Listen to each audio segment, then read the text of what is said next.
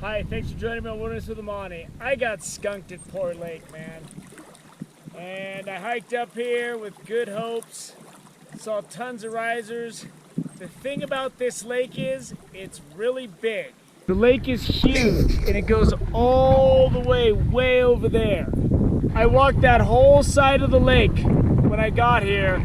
I should have started fishing right away, man, and I burned a 45 minutes.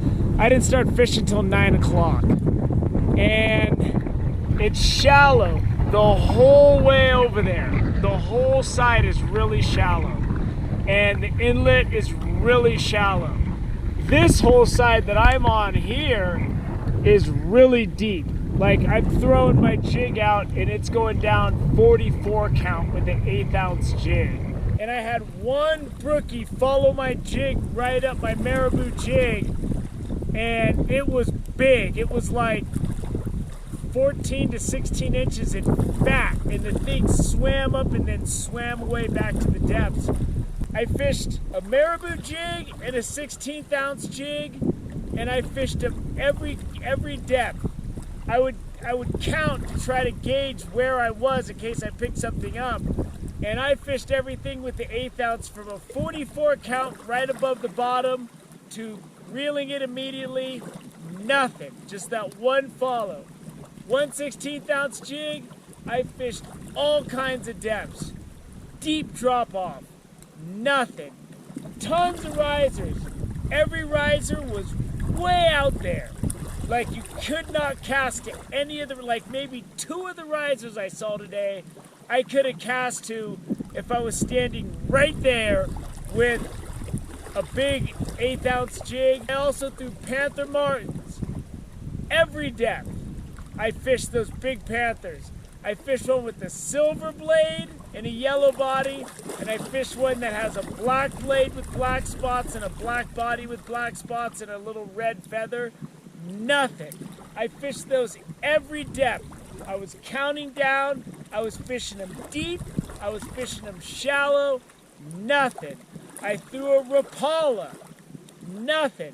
There are thousands of baby trout everywhere. I got a feeling that's one of the main menu items.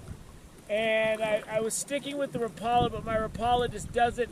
I need something that's brown in 1 inch to 3 inches probably, and there's just trout everywhere, the baby trout.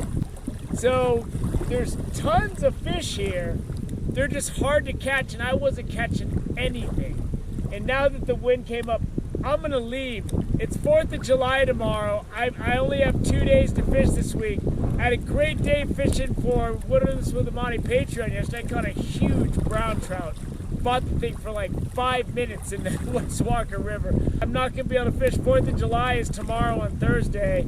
I'm gonna try to pick up some work hours instead because it's gonna be so crowded everywhere and I don't want to travel. Plus, I sat on my net again, broke the other side, so this net's done. I gotta figure out another net before I go next time. I have to buy a net, one way or the other.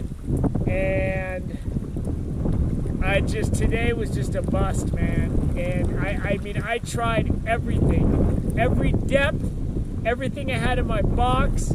I wish I had a clear bubble that I could have filled halfway with water and a fly. I really could have whipped that out there. But I'm coming back here. It's July. It's so hot, man. And it's just miserable marching around this lake. I'm gonna come back here in the fall, and I might even stay overnight.